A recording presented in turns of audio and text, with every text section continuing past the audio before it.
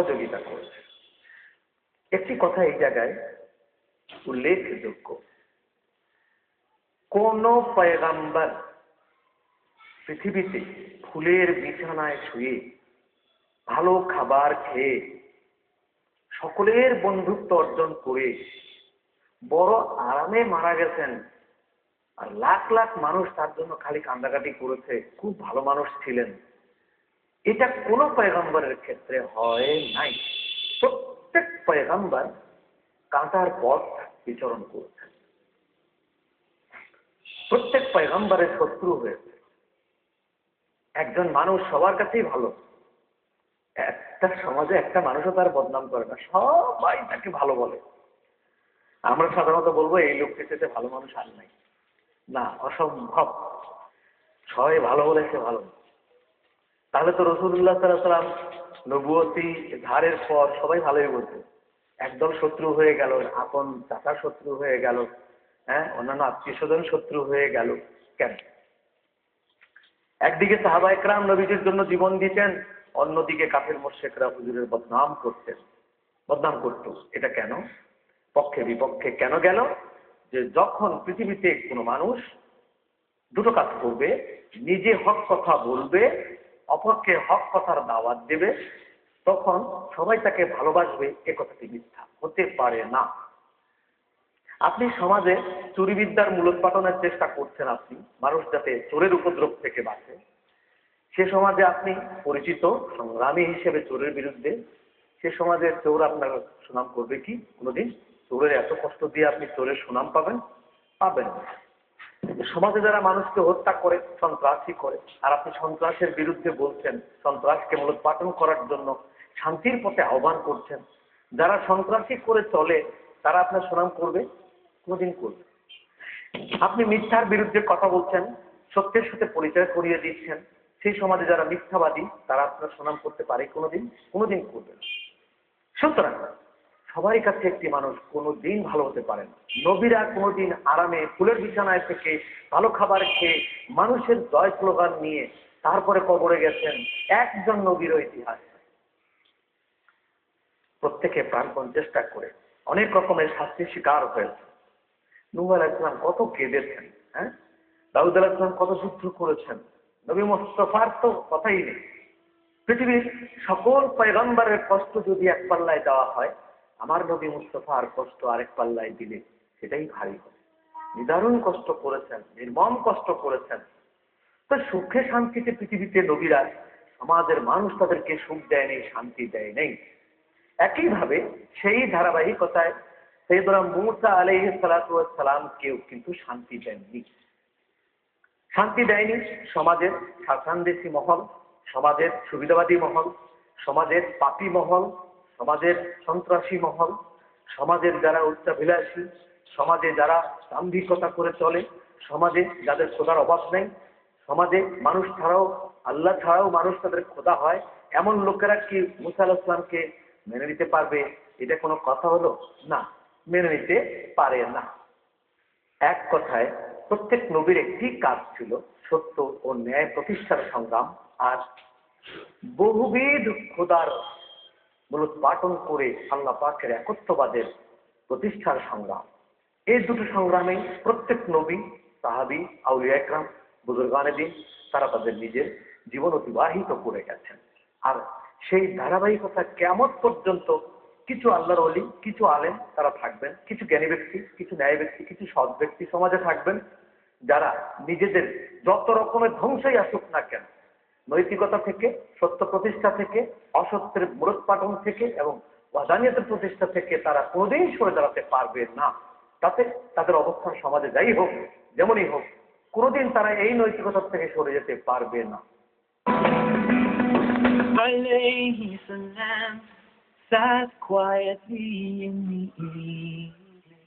কারণ বলল যে এই যে নীলনদের পানি, অর্থাৎ আবাদ করতে যে জিনিসগুলো লাগে, নীলনদের পানি, আমার মেধা, আমার শ্রমিকের শ্রম, এই তিনের সমন্বয়ে হচ্ছে উপার্জিত এই সম্পদ। সুতরাং এতে তোমার খোদার কি আছে? মূসা আলাইহিস সালাম জবাব দিলেন, সবই তো আমার খোদার। এই ৬,৫০০ মাইল কিলোমিটার নীলনদ, এটা তো আল্লাহই তুমি করোনি, তোমার একটু সামান্য জায়গা। তোমার মেধা, তোমার শ্রমিক সব আল্লাহ তাআলা। সুতরাং সে আল্লাহকে ওভাবে ভুলে যেও না, আল্লাহর জন্য কিছু দাও। তো উনি তো নাথর বান্দা, প্রতিদিন চাইতে লাগলেন। কারণ বুদ্ধি করলো তোমাকে কি করে সমাজ থেকে তাড়াতে হয় ওটা আমি জানি। দাঁড়াও, নষ্ট একটা মেয়ে লোককে ঠিক করলো, প্রচুর অর্থ দিয়ে, টাকা দিয়ে। আগামীকাল সালিশ বিচার হবে, সেখানে মুসাকে ডাকা হবে। সেখানে তুমি বলবে কি, যে আমাকে অর্থ করে দিয়ে এই লোকটা আমার ইজ্জত নষ্ট করেছে, আমার সম্ভ্রম নষ্ট করেছে, এর বিচার চাই। টাকা কিন্তু তোমাকে আজকে দিয়ে দিলাম। পারবে কিনা বলবো? হ্যাঁ তা পারবে, টাকা পেলে পারবো না কেন। পরের দিন বিচার, মুসা আলাইহিসসালামকে খবর দিতে, তোমার নামে বিচার আছে, আসো। লোকজন জমা হয়েছে। কি সমস্যা তোমার? এই মহিলা তোমার বিরুদ্ধে কেন এভাবে ক্লেম করে আসলো? মুসা আলাইহিস সালাম অবাক হলেন, আমার বিরুদ্ধে মানে কি আমি করেছি? এমন তো কিছু করিনি। মহিলা তো তোমার বিরুদ্ধে কিছু বলতে চায়। তো মুসা আলাইহিস সালাম বললেন, তোমাকেও আল্লাহ বানিয়েছেন, আমাকেও আল্লাহ বানিয়েছেন। কিয়ামতের দিন আল্লাহর সামনে তোমাকেও দাঁড়াতে হবে, আমাকেও দাঁড়াতে হবে। যদি আজকে মিথ্যা বলো সেটা জবাবও দিতে হবে, আজকে যদি সত্য বলো তার পুরস্কারও তুমি সেদিন পাবে। এখন তুমি কি মিথ্যা বলে পানিশমেন্ট পেতে চাও না পুরস্কার পেতে চাও, তোমার ব্যাপার, বলো এখন তুমি। সে মহিলা বলতেছে, একদিকে মুসা আলাইহিস সালাম, আরেকদিকে কারুন বসা। মহিলা মাঝখানে কারুনের দিকে ইঙ্গিত করে দেখায় দিয়ে বলতেছে, ভাই সাহেব, এই লোকটা প্রচুর টাকা দিয়ে আমার চরিত্র, আমার ইজ্জত নষ্ট করতে চায়, আপনারা বিচার করুন। বারবার কারণ ধমক দিচ্ছে, আরে মুখ সামলায় কথা বলো, কি বলছো, কাকে কি বলছো? আচ্ছা ঠিক করে আবার আবার বলছে, ভাই সাহেব, প্রচুর টাকা দিয়ে আমার চরিত্র, আমার ইজ্জত নষ্ট করতে চায় এই লোকটা। অর্থাৎ কারণের দিকে দেখা, এই লোকটা, এটার বিচার চাই। তিনবার যখন এরকম হয়ে গেল, কারণ বলল, আমি আর বিচারেই থাকছি না। মুসা আলাইহিস সালাম ব্যাপারটা বুঝে গেলেন। অর্থাৎ কারণ যতই মহিলাকে ঠিক করুক টাকা দিয়ে, এই শিকার এটা তো চলে আল্লাহর হুকুমে, সুইচ তোকে তার কাছে। কখন কি বলবে না বলবে, এই কথা দিয়ে, এই মুখ দিয়ে, এই জিহ্বা দিয়ে, এই 32 দাঁত দিয়ে, এই ঠোঁট দিয়ে এত সুন্দর করে আমরা কথা বলছি, একজনের কথা আরেকজন আকৃষ্ট হচ্ছে। কারো দামি কথা শুনবার জন্য আমরা ফাঁস করে পেয়ে থাকি, কারো মূল্যবান বক্তৃতা শুনবার জন্য আমরা গোটা জাতি একত্রিত হয়ে পড়ি। কারো মূল্যবান বক্তৃতা শুনে গোটা জাতি আমরা ইউনাইটেড হয়ে পড়ি। কিন্তু আবার দেখা গেল যে এই কথা এখান দিয়ে বের হবার পরিকল্পনা যেখানে হয় মাথায়, সেখানে কোথাও কোনো সামান্য তার শুকিয়ে গেল কিংবা ডিসপ্লেস হয়ে গেল, এই মুখ দিয়ে এখন যা বের হচ্ছে কেউ শুনে না। সবাই জানে এটা পাগল, অযথা বলে। ওদিকে গেলে ধাক্কা দেয়, ওদিকে গেলে ধাক্কা দেয়, ওদিকে গেলে ঠেলা দেয়। পাগলের কোনো জায়গায় কথা কেউ শোনে না।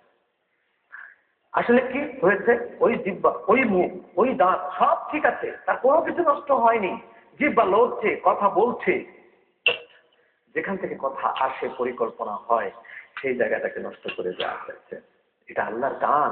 এই জন্য যারা কথা বলতে পারি, লোকমান হাকিমের মতো। লোকমান হাকিম এখান দিয়ে ঢোকাতে হিসাব করতেন খেতে, বের করতে হিসাব করতেন কথা বলতে। এই জন্যই আল্লাহ তাকে খুশি হয়ে নবুয়ত, হিকমত 2 পুরস্কার দিয়েছেন। নবুয়ত নেয়নি, উনি হিকমত নিয়েছেন বলে লোকমান হাকিম হয়েছেন। নবী দানিয়েল আলাইহিস সালামের পাশে তিনি শুয়ে আছেন।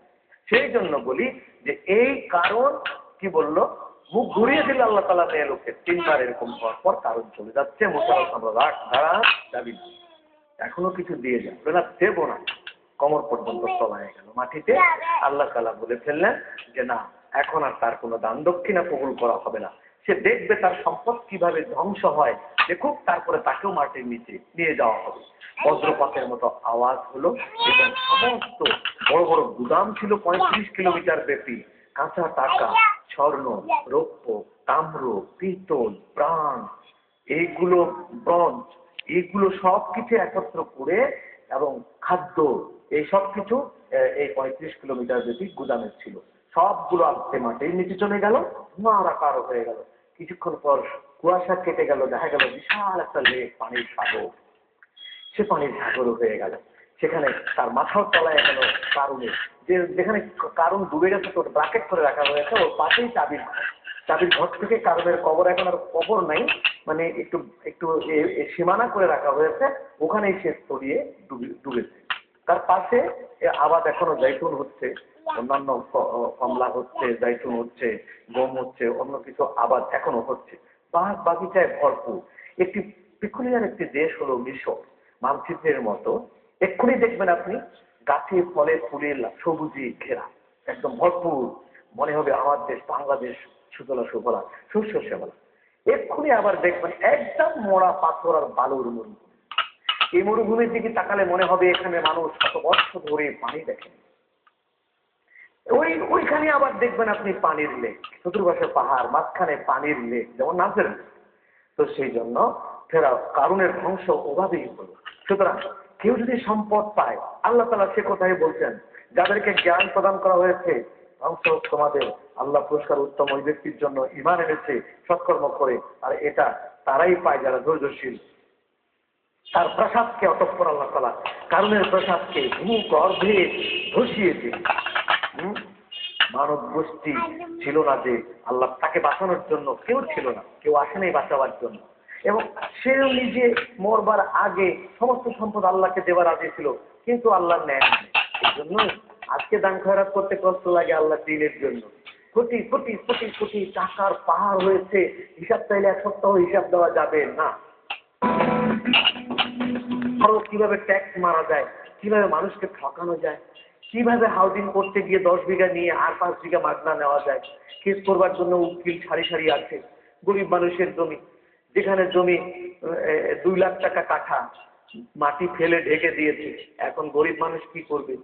যদি গরিব মানুষ আদালতে যায় তো জমি বিক্রি করেও সে তার সাথে পারবে না। তার তো যাদের উকিল সব নিয়োগ করা আছে, আদালতে চলে যাবে। বাধ্য হয়ে বলে, ভাই যা দাম দেন তাই দেন, 2 লাখ টাকার জমি 10,000 টাকা কাঠা দিয়ে বিক্রি করে চলে আসতে হয়। এরপর টাকার পাহাড় যখন হয়ে গেল, আগের কাতারে গিয়ে বসে পড়লো, লম্বা লম্বা দাড়ি রেখে, কপালে মাথায় নামাজের দাগ একটা বসাইয়া। তারপরে ইমাম মুয়াজ্জিনের উপরে ধামকি হুমকি। ইমাম সাহেব, মুয়াজ্জিন সাহেব ভয়ে থরকম্প। ইমাম আলী বাংলাদেশের তো ইমামরাই সবচেয়ে সব অসহায়, এদের মতো অসহায় আর এই বাংলাদেশে আকাশ বাতাসে কেউ নেই। ধমক দিলেই হলো, যেই ধমক দিল, ধমক যে কেউ দিতে পারে। এই তুই বলো, যতক্ষণ নামাজ ততক্ষণই ইমাম, আর নামাজ শেষ গোলাম। তার চেয়ে বড় গোলাম আর কেউ নেই। এই পরিবেশ সৃষ্টি করা হয়েছে গোটা দুনিয়া জুড়ে। কোথায় আপনি দেখবেন? বাংলাদেশ তো আরো আমাদের দেশ, এই ইমামের জায়গা কোথায় ছিল? আর ইমামগুলি নেওয়াও হয় কিন্তু ওই রকম, যে যত ভালো গোলামি করতে পারবে সে তত ভালো ইমাম, পাকা ইমাম আমাদের দেশে।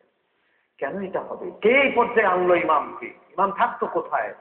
ইমামের অঙ্গুলি ইশারায় সকল মসজিদে মুসল্লি একদিকে যাবে, মসজিদের বাইরে চলে যাবে, তার আঙ্গুলের ইশারায় বাইরে থেকে ভিতরে আসবে। এই ছিল ইমামের ক্ষমতা অরিজিনাল।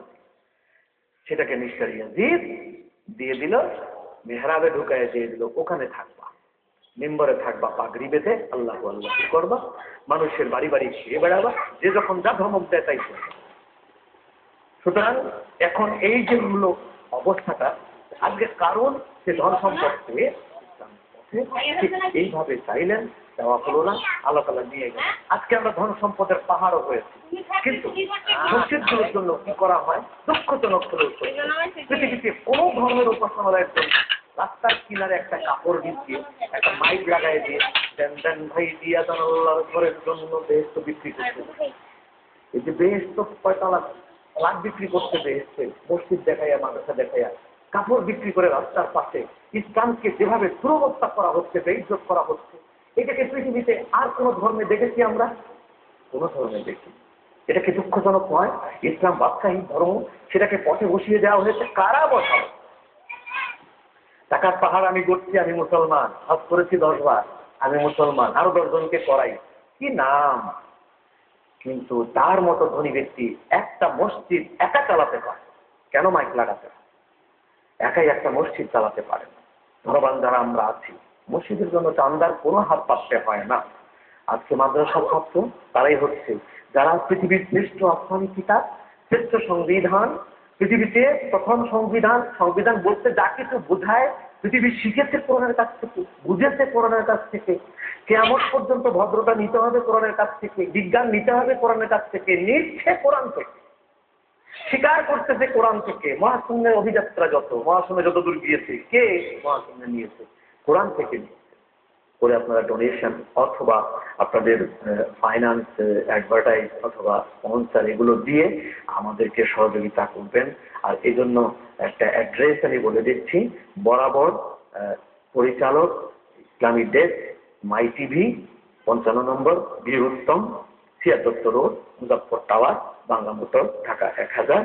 আপনারা যোগাযোগ করবেন। আমরা আপনাদের জন্য দোয়া করছি প্রতিদিন। আপনারাও আমাদের জন্য দোয়া করবেন। আপনাদের জন্য এই শুভ সকাল কামনা করে শেষ করছি। আসসালামু আলাইকুম ওয়া রাহমাতুল্লাহি ওয়া বারাকাতুহু।